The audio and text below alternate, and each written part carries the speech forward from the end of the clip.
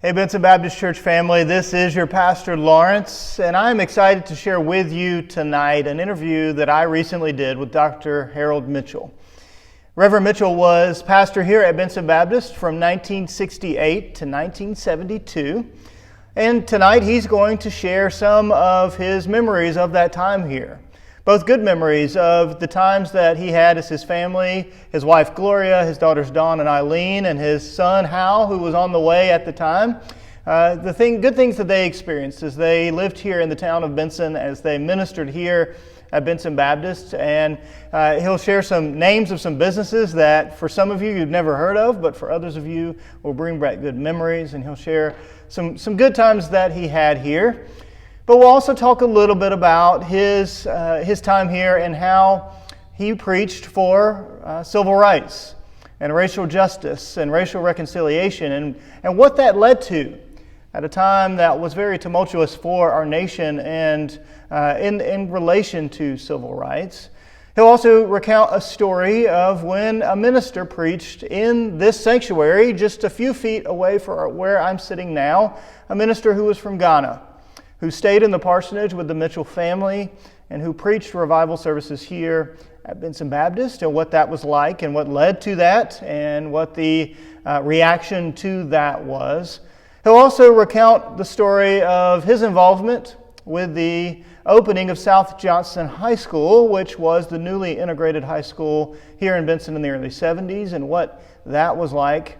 He'll also just kind of talk through, as we face a very similar conversation as people of faith today in 2020, some of his thoughts on someone who has walked this path before us, as someone who has ministered and guided in our nation and in these times before. What kinds of things might we need to be focused on as we move forward?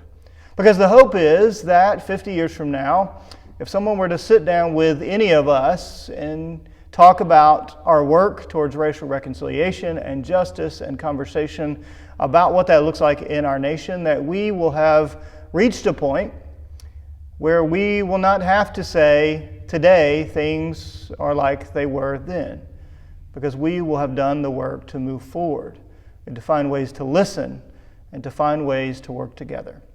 So, in these next few moments, as you hear these words of Dr. Mitchell, about his time here and his work and what that looked like, don't hear it as a critique of Benson or of the church or anything else, but hear it as a reminder of this is the road that we have walked.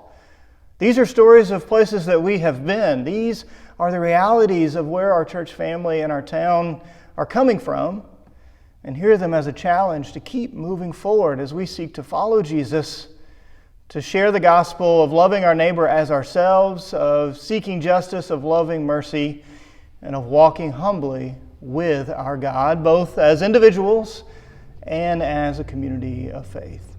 So thank you for tuning in to this interview. I hope that you will enjoy hearing these memories and these stories of Dr. Mitchell and his time here at Benson Baptist Church. And I hope that you will, along with me, learn from this time as we move forward. So without further ado, I give you the interview with Dr. Harold Mitchell. So Harold came here as a 31-year-old minister. I believe I'm getting that correct. If you were born in 37, if I did the math correct. 36. 36. So 31, 32-year-old minister. Correct, yeah. And this was your second pastorate, senior pastorate? That's correct. But a second after the seminary. I was pastor of 3 churches as student pastor. Okay. And you were at Southeastern in Wake Forest? Southeastern and Mercer. And Mercer, in Macon. Correct. I believe you may be the only living senior pastor from before the person who succeeded Don Price. So Don Price and back, I believe you may be the only living senior pastor. Of course, Alan Lehman was before you, and he would be of a great age, I think, at this point. Yeah, he would be at a very advanced age. Yeah. And then Gaylord Lehman, we had 2 Lehmans in a row. Okay. Gaylord Lehman was a pastor second pastor before me, and he was a PhD guy who went on from there to Rocky Mount and spent, I think, the rest of his ministry in Rocky Mount. Interesting. Yeah. Well, I have spent the last few days. So one thing the church was doing, I think, when you were here, was collecting all the bulletins and binding them. They did that through the mid-90s, and then I think they moved on to the computer, so they stopped binding them. So I've actually spent the last few days reading through the bulletins from your time here, and we also have all in one binder all of the deacons' notes from your time here. Wow. They were not very thorough back then, so they omitted a lot of things. It looked like, but had some things from that too. So I've been reliving a little bit the Harold Mitchell years here at Benson Baptist. Which has been. You probably know as much about them as I do now. For 50 years of memory. Well, they don't have the notes from the church conferences back then. That probably would give a good insight into where things were. Yeah. But it looked like the deacon's notes, at least the secretary was very short-handed. So we don't have a whole lot from back then. But and as I told you, her name was Anna Ruth Turlington. Her name's at the bottom of the notes. Yeah. We'll move into some of the questions that I sent you beforehand, and I have them here, so you don't necessarily have to have them in front of you. And I'll go mostly. I tried to write them in an order, so we'll mostly follow through that. But I wanted to start with just saying, you and your family moved here to Benson in 1968, April of 1968, and you lived here for a while, and the same house that I now live in with my family, and came with 2 young children and one on the way, and we came with 2 children and one that had just been born, just a few months old by the time we started, so very similar. So you came here in 68 and lived here for a while, and so I just kind of wanted to start with, what was your favorite part, if you could remember, about living in Benson? Well, I guess really my very favorite was the birth of my son.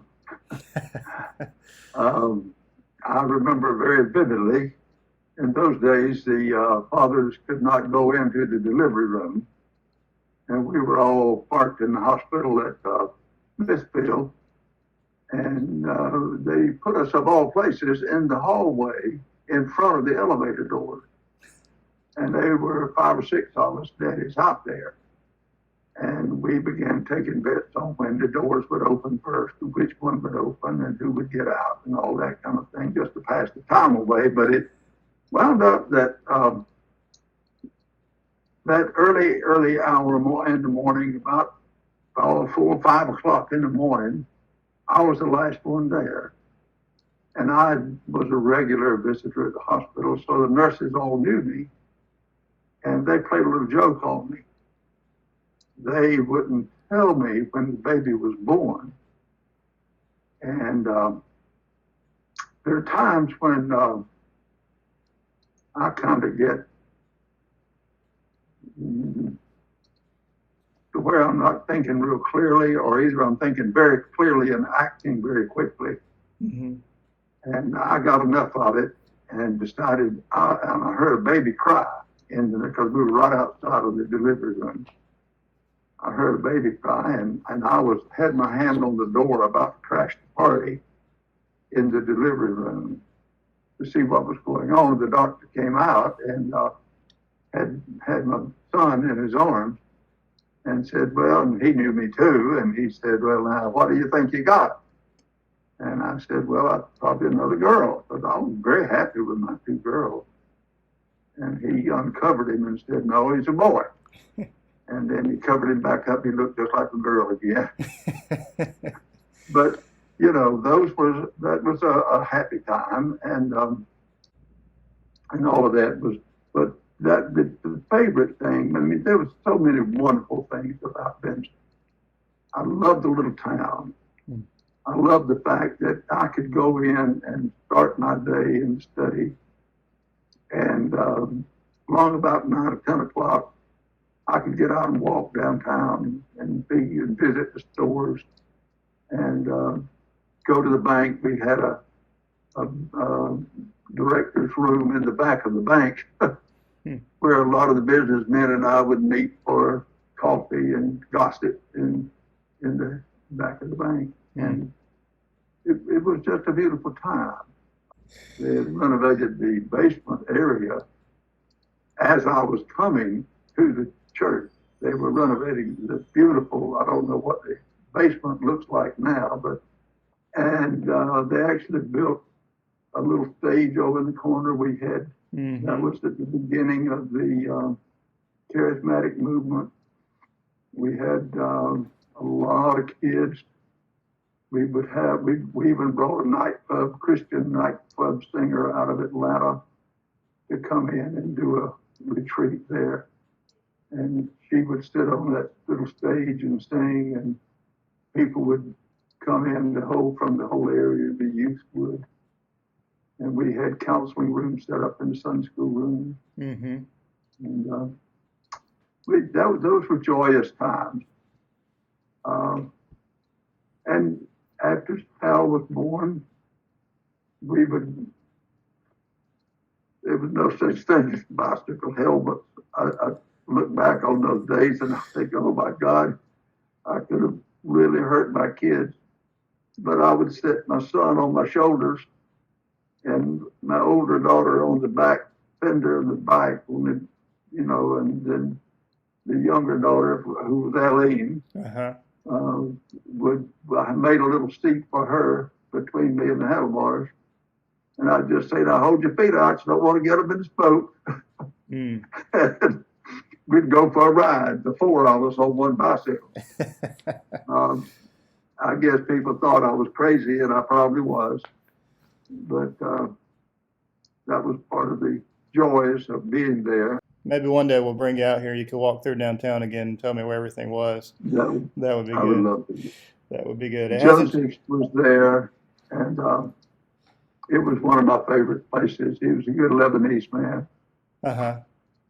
And they had me for a meal or two, and they would serve a Lebanese meal. I had a Lebanese friend who came and preached a revival there, Dick Milham. And he was just delighted that he got to eat some Lebanese food, which was grape leaves that they rolled up and put sausage and whatever else in there, and the spices from Lebanon, and rolled it. And it was kind of like a cigar that you just cut up and would eat. Well, there's no Lebanese restaurant in Benson anymore. We have an Italian restaurant downtown now and a coffee shop. But now, this was not a Lebanese restaurant. This was a clothing store. Okay. The Lebanese owned it, and they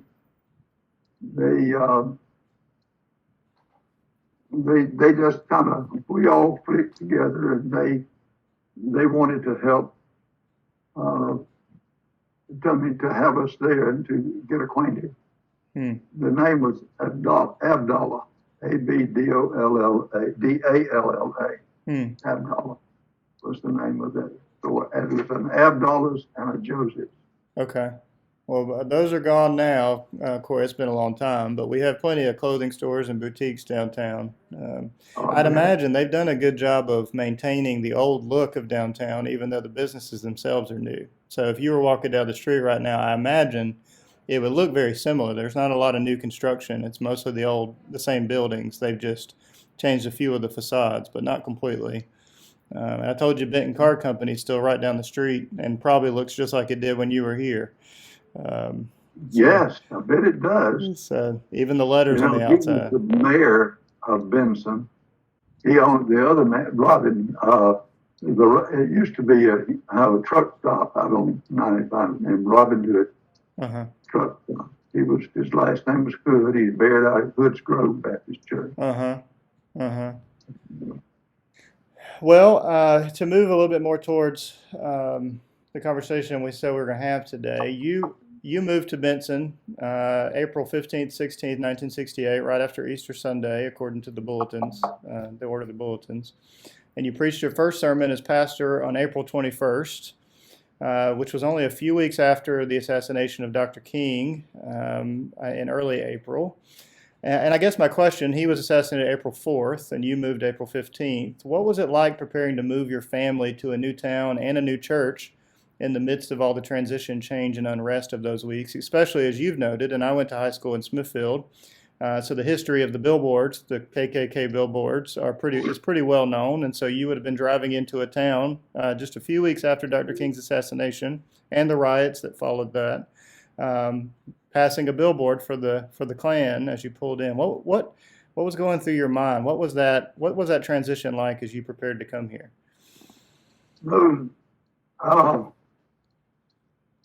Those were difficult days. I was comforted by the fact that when the pulpit committee that included Johnny Stevenson and W.C. Adams, and I forget the others who were members of it, but they came to hear me at Ellaby on the Sunday. February would be the closest Sunday then of that year to February 14th, Valentine's Day, which was Race Relations Sunday, all across the Southern Baptist Convention. And I had preached a pretty hard sermon, pretty plain-spoken sermon about race relations in the South. So, see, I grew up as far south as you can go without getting into Florida. I mean, my hometown is 45 miles from Tallahassee, Florida, and 45 miles from Dothan, Alabama. I grew up in that atmosphere. I remember the segregated school. I remember the little white school. I remember that the black walked to school and we had buses to ride. I remember they used the textbooks that we'd thrown away, and all of that's in my memory bank. So I felt then, and still do, very strongly about the treatment of the black people. My father was a railroad section foreman, and they saved his life on numerous occasions because his workers were. But they didn't. The pulpit committee accepted my views on race relations. So that gave me some quite comfort to come on into the situation, even though it was pretty heavily weighted in segregation and prejudice, racial. It definitely was systemic. Everything was flavored, even to having a Ku Klux Klan float in the annual parade, the Mule Day parade. So it was a tough time,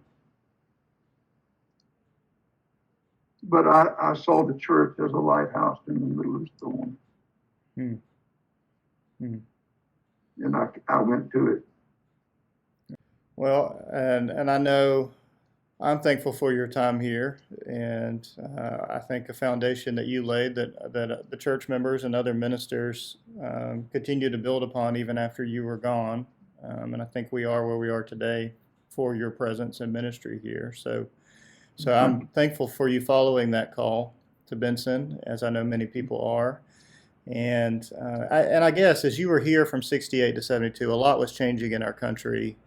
And you were, of course, a Christian minister seeking to lead and guide the congregation toward Christ and toward the gospel message of Christ, which has a lot to say about justice and oppression. And so I guess my question would be for you, what was it like to be a Christian minister during those changing years, both maybe here at Benson and in Wilson after you left here? But what was it like preaching the gospel message of Jesus, and those things that come with it in that transitionary time in our nation.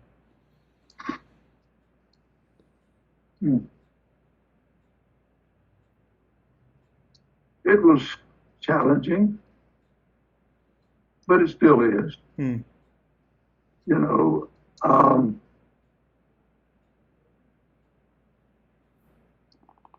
it's just a matter of staying true to yourself, true to your calling, true to the scriptures.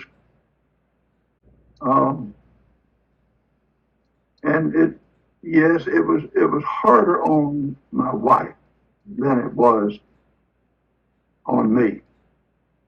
There was some tough times for her for various reasons, but we had our relationship, which, by the way, we're celebrating 60 years of marriage this summer. Congratulations. And thank you.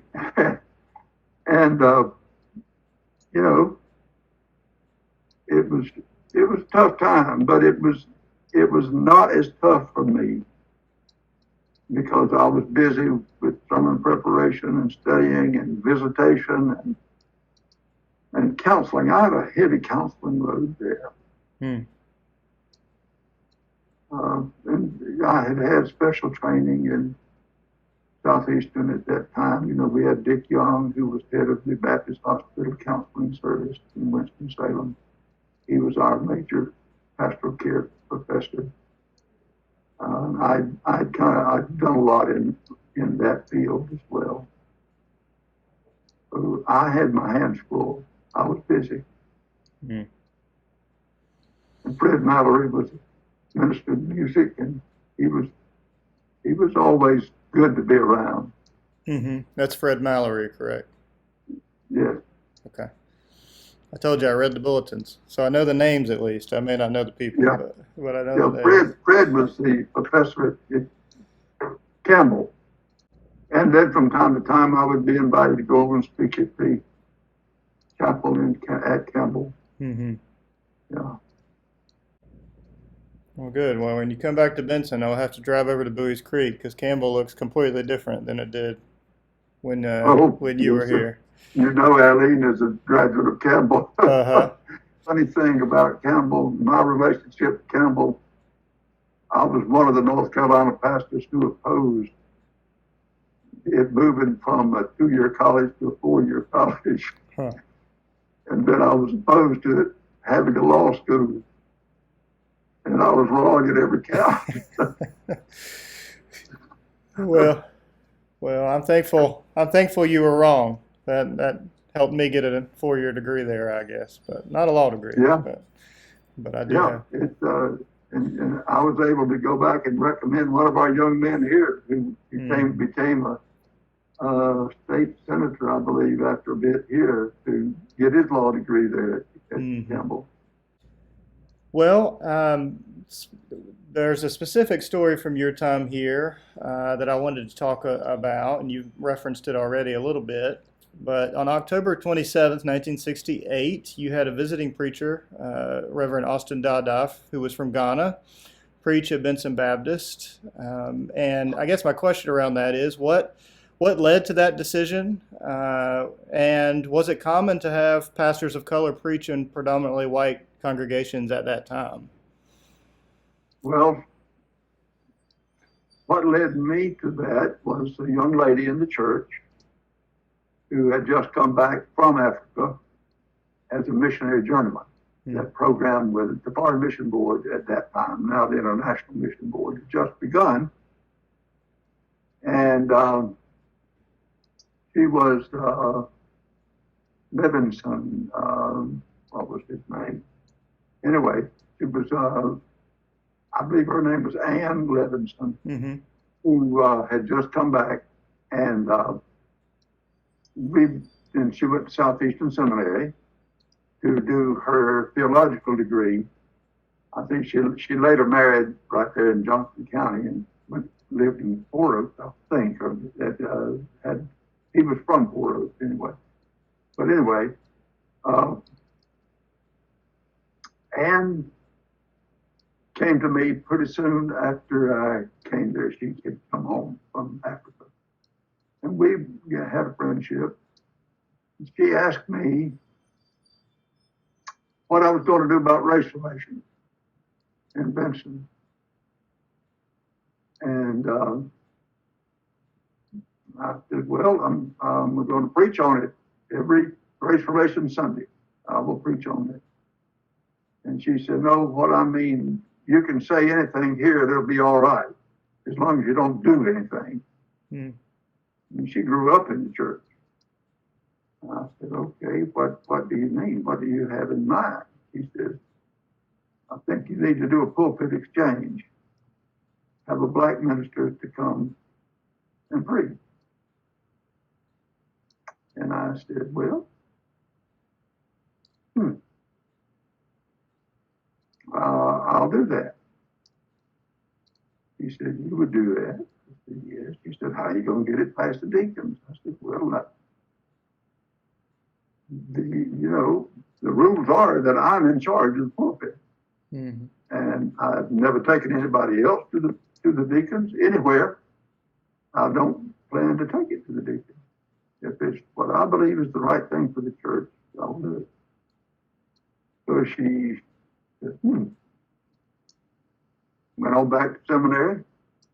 On another visit home, she said, Harold, if you mean what you said, she really set me up.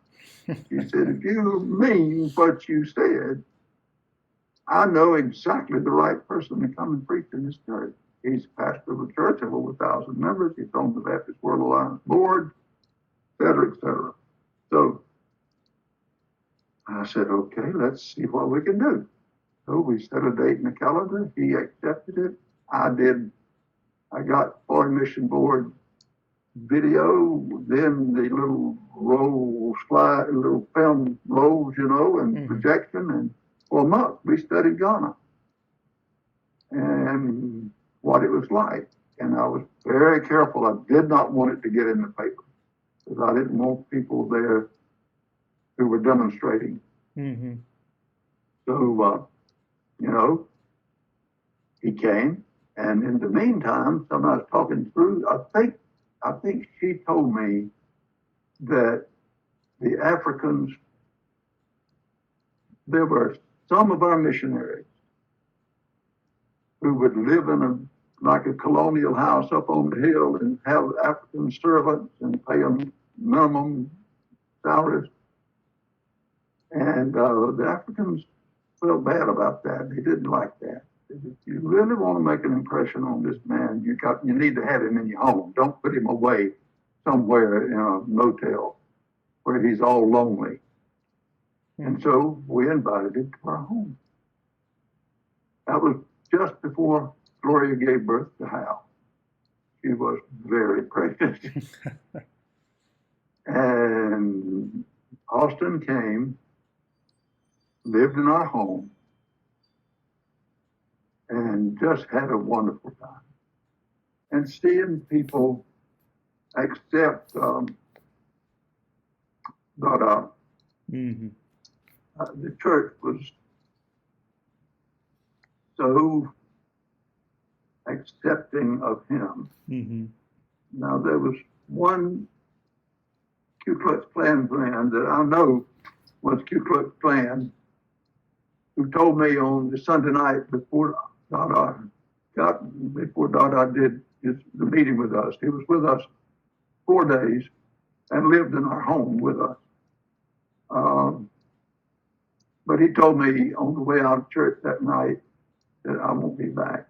And that was sad. Mm-hmm. I look back on it now, and I don't know how I could have reached out to him, but I wish I had been able to. He had an adult daughter that was not like he was, and I wish I had made the effort to go look him up and talk to him. Well, tell me about the days when he was here. What kind of would be the story? You said you told us how you connected with him and that he came and stayed in the parsonage, and he was here for 4 days. You said, um, what what was it like for him to be here? Do you recall anything about um, the Sunday that he was in the church? Maybe anything he talked about. You may not remember his exact sermon or anything like that, but what was that like? I mean, he was with the congregation for at least a few days. He was with your family for a few days. What kind of was going on during those few days that he was here in Benson? Well, we were able to entertain him in the home, and I don't remember whether we did any visits in other homes or not. Mm-hmm. I don't remember that. I probably did not, because I would have been sensitive to their needs, or their perceived needs. Mm-hmm. They probably needed for a black minister to come in, but I really didn't want to push things beyond where it would get into the press. Mm-hmm. The press could have been very damaging to the church at that point. It was my feeling. But, we had our meals together. We talked, we visited. He taught our children some African songs. He taught Eileen and Dawn, Jesus loves me, in his language. Hmm. Anyway, that was and later, when I went as a missionary, as a volunteer to Africa on several occasions, I tried to find out what that language was from Ghana, but none of my friends in Kenya knew the language. But you have to remember that in Kenya itself, there were 55 tribes at that time, and each one of them had their own personal language. And each child in Kenya had to have, at least a minimum of 3 languages. They had to know the language of their mother tongue. They had to know the language of the state, and they had to know English. And Swahili was the language of the state, and then they had to know English. So the Africans very much, he spoke about 6 or 7 languages. He understood more, but he spoke a lot. He spoke other languages. So he may have been, one of them thought it was French. I don't know that. I don't know what the language was, but he taught them an African language. That Jesus loves me. So we had that, and he actually gave Gloria, or our son, a $2 bill and autographed that for him. And as far as we know, Hal still has it in his collection. He got along well with the people. He would spend his day mostly in studying. And when he preached, he would get happy and start singing. How Great Thou Art was one of the songs he would sing. And we had numerous rededications in that service. The people received him. I was very proud of Benson in the way they received him. Not one negative word to him. I don't know what the Klan was doing behind my back, but to my face, it all went well. Mm-hmm. Well, and you did mention in the bulletin the following Sunday after he was here, which was November 3rd of 1968, that Benson made you the happiest pastor in the Southern Baptist Convention for the welcome that they had extended to Reverend Dada. And you mentioned, and I quote, he was sent on his way rejoicing because hatred and prejudice he had heard when America did not show itself here. And I guess my question was, is he prepared to leave Benson after his time here? what was his response? It sounds like maybe he had some kind of thoughts of what it would be like coming in to town, but sounds like he left with a different impression of Benson and it maybe even on some level the South and America from his time here. It sounds like Benson maybe was a redeeming place for him. So as he kind of reflected, what was that like? My memory is exactly that it was kind of a redeeming place for him. He came to America, he felt that this is where God wanted him to come to do some additional study. But he had heard a lot of things. He had heard that no American missionary, no American pastor, would ever entertain him in their home. And this is one of the things that, as I say, I think Ann told me. Somehow I knew that. Mm-hmm. And that's why I made an effort, because the church had money to put him up in a motel over in Smithfield. And she said, "Oh no, I do remember." She said, "Oh no, don't do that. Mm-hmm. He'll be awful lonely over there by himself. He needs to be with you." And he told me after he got in and we began talking, he said that that the Africans had a saying for those missionaries who lived on the hill and had African servants. And that was that they used long legs to get there.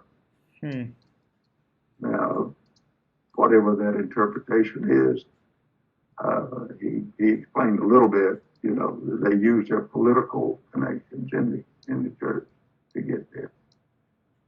So, yes, it was a very much a redemptive time. He thought that everybody in America was, any white person would kill him. He actually, when he first came here, he got depressed. And the dormitory that he lived in with his white roommate, and he thought the man was going to kill him.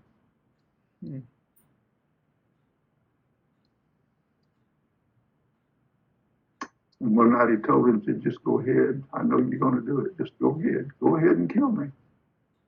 And of course, that too was redemptive time, because apparently his roommates handled it beautifully.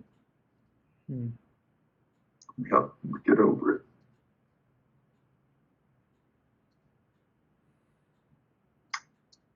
Wow. Can't imagine the terror that one feels when they leave home and family. He had children that he left at home for that year that he was here studying. Left his wife at home. Even though he was pastor of that church that had over 1,000 members in attendance, and remember the Baptist World Alliance Board of Directors, and high up in the Baptist of that country, he still had those fears embedded in him of white people.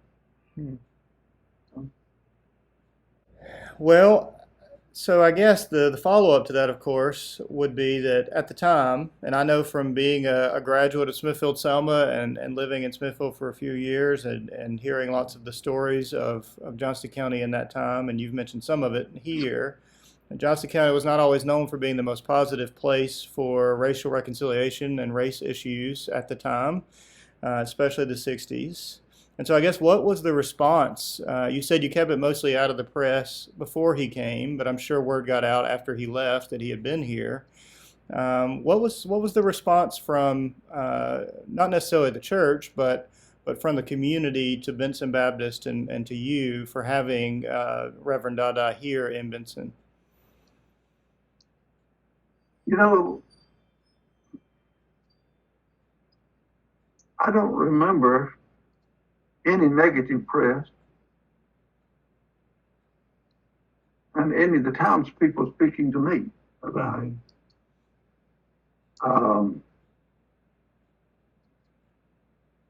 It was like any other guest minister. He came, he preached, the church had a wonderful time with him. He left, and we went back to being Benson Baptist. Wow. I just don't remember any negative stuff in the community about him. Mm-hmm. I do know that we got some literature from the Ku Klux Klan, but I don't remember if it was in relation to that. Mm-hmm. Um, That was more in relation to your preaching on racial issues.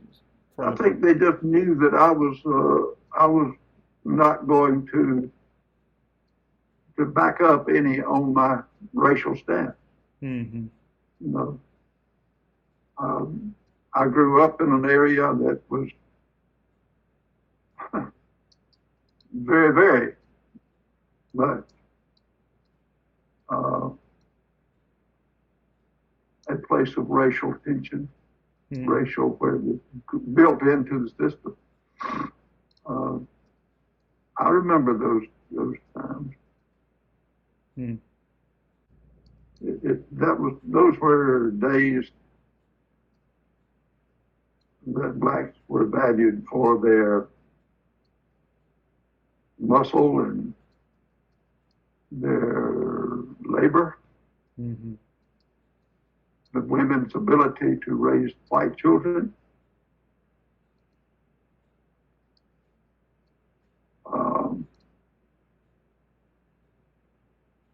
But when I grew up, and in those days too at Benson, it was everything was stirring with Martin Luther King. Everything was stirring. But it takes a long time for it to really kind of get to mature, I guess is the word. Yeah. But that was, Benson had so many wonderful things about it. This was a cancer at the middle of it. Mm-hmm. Mm-hmm. And in those days, there was a very active Ku Klux Klan who had big billboard signs mm-hmm. at every entrance to Benson. And because I was very much involved in preaching, with that emphasis about the love of Christ for all people, there were times that I literally watched my step as I stepped off of the curb, because you didn't want to step in front of a truck with a shotgun hanging in the back window. Mm-hmm. Those things were very real. The burning of crosses on lawns, the leaving of literature. Thankfully, we never had a cross burned on our yard. We did get the literature. I did the prayer of invocation and benediction at the dedication of South Johnson High School, and I believe it was 78, 79, 68, 79, about 70, 71. My brother, who turned 90 this last week, was there and stationed at Seymour Johnston. And he had come over and went with me to that dedication. When we got to the dedication, there were police from all over. If you go to South Johnson High School, they were lined up with their patrol cars facing a crowd of people across the street. From the front of the school almost all the way out to the highway, and standing in front of the cars with their shotguns, long guns, whatever sort. And across the street, there was a Ku Klux Klan rally where they were burning crosses and selling chocolate cake. And on the loudspeaker, they were saying, "All we like that is brown is chocolate." And he and I walked through that crowd into the South Johnson auditorium did the dedication of the building. I did not speak except I had the prayer at the beginning and then at the end. Now, this is a man who was a veteran of Korea, Cambodia, Laos, and Vietnam. And we were riding back to, and he knew that I'd always felt a little bit bad that I'd ever served in the military. I never was. I wanted to be a chaplain, but by the time it all came about, where I could have, I was married and had babies on the way. So I never did go. But his word to me was, Harold, I know you feel kind of bad about not ever being in the military, but don't ever feel bad again. He said, tonight we were in more danger. And he then repeated, that's why I know he's a veteran of all of those. He was at all of them as an Air Force sergeant. He said, we were in more danger tonight than I was in Korea, Cambodia, Laos, and Vietnam. Said we were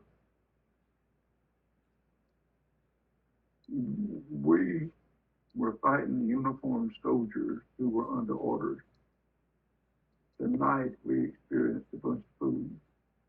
That's his word.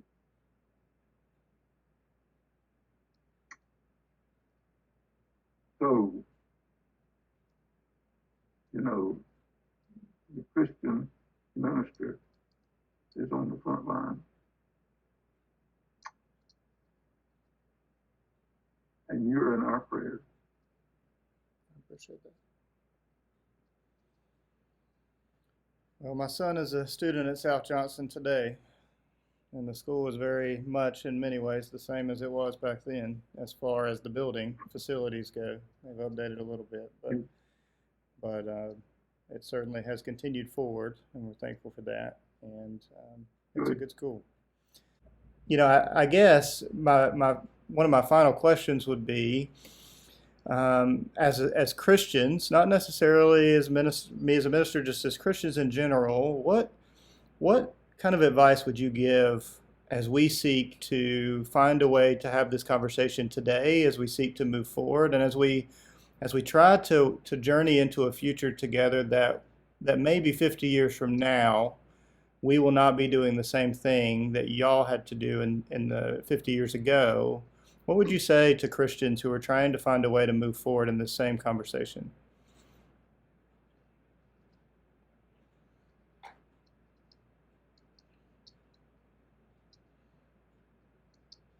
You know, I think it's always the case that Christians need to stay true to their calling, determine what their calling is, stay true to it. Look in Galatians and see the fruit of the Spirit, and let that govern your life. Look at Matthew 25 and see the great judgment day, and let that be a guide. Look at the Sermon on the Mount, and let that be a guide. All that being said, I've lived here at the beach for 40 years now, right at it. I've learned a lot about the ocean. I've learned a lot about managing a boat in the ocean in rough water. I've gotten caught out in my boat a few times. Before we had as good a prediction, weather prediction as we have now. If you're out in your boat and a storm comes up, you never run from the storm. You'll get sunk. You'll die. You got to turn your boat into the wind and into the wave. I see the church as a battleship.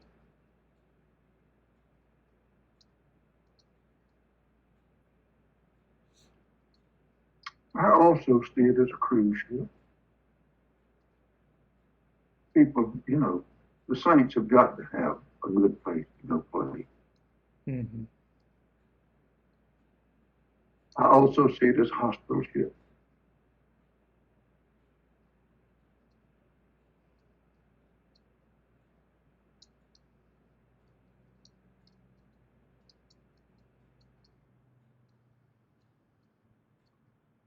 When I left Benson and went to Wilson, the suicides were just so prevalent. We started a suicide prevention line long before there was a national one. Mm-hmm. We took in special people to train us. I was a referral counselor. When the lay people couldn't handle it, they referred to me and others who were trained in the area.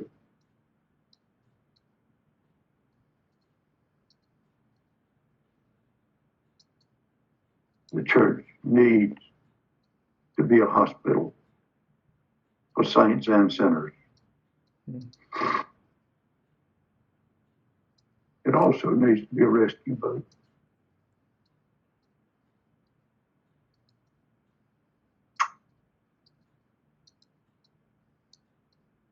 We've got to do our homework. We've got to be brave, but not stupid. We've got to give people opportunity and not join them in their sin. So I think that would kind of sum it up for me. Remember who we are and whose we are, and face the future with hope, with serenity, with love above all things. We've got to love our neighbor as ourselves. Love the Lord our God with all of our heart, soul, and mind, and our neighbor as ourselves. That means truly love ourselves and forgive ourselves for being human. So we're going to make mistakes. Lord, I made my share of them. I made them out there at Benson. I made a lot of mistakes.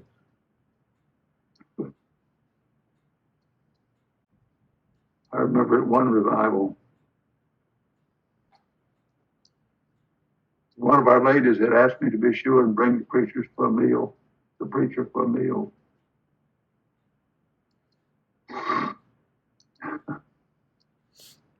Bless Annie Ruth's heart. About a year later, she said,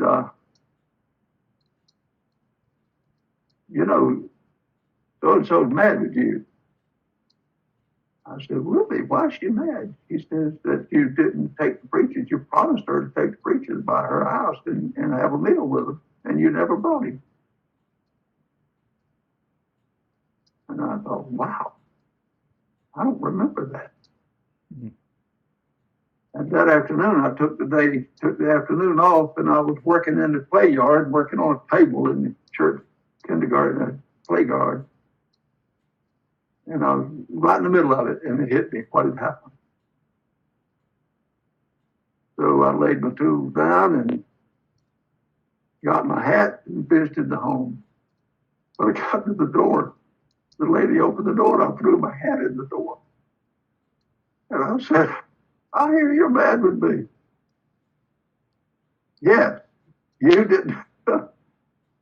And I confessed and asked forgiveness, and things were fine with him after that. Well, I know. But what had happened, the choir was getting ready for the service. And as we are going out, he was in the choir. As we were going out to this worship service, he asked me to do that. I wrote on my bulletin to be sure I had a note to do it. And then I turned the bulletin to get to the service. Never saw it again.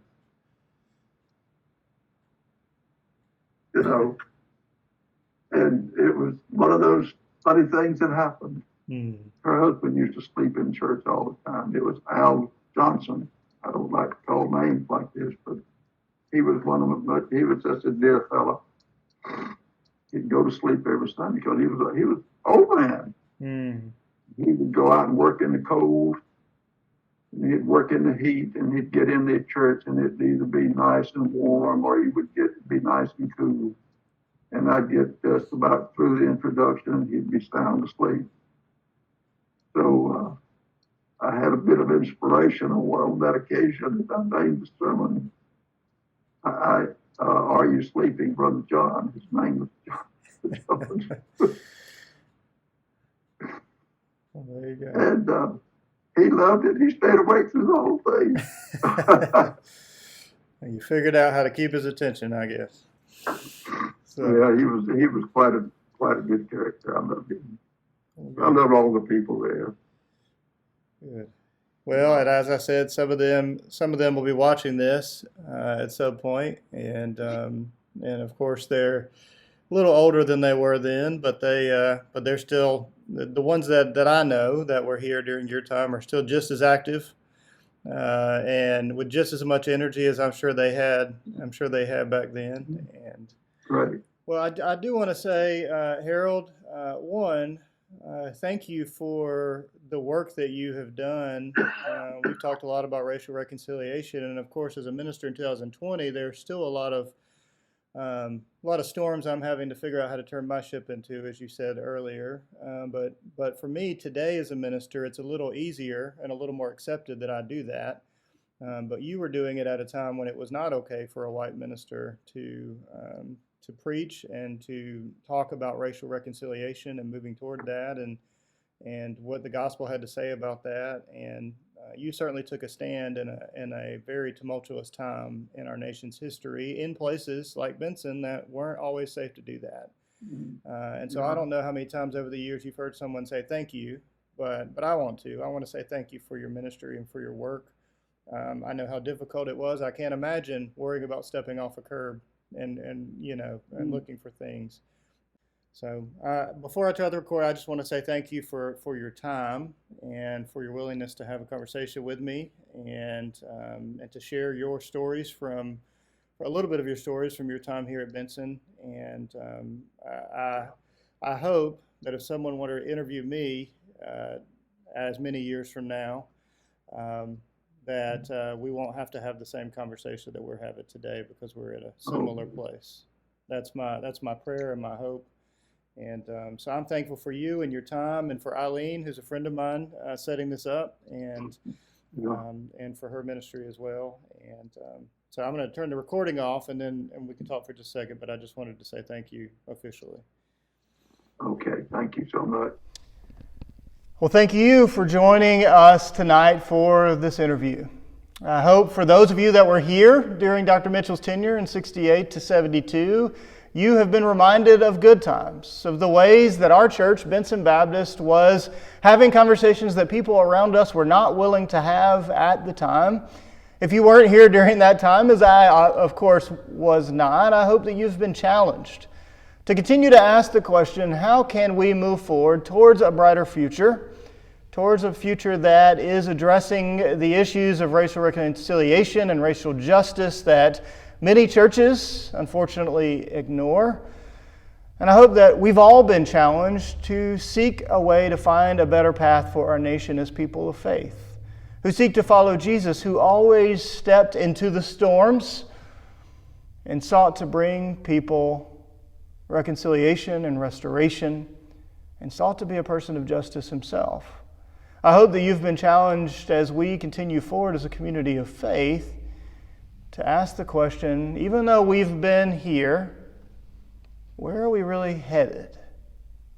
And so I thank you for joining us. I thank Harold Mitchell for being a part of this. I thank his daughter Eileen and his wife Gloria for helping get this interview set up.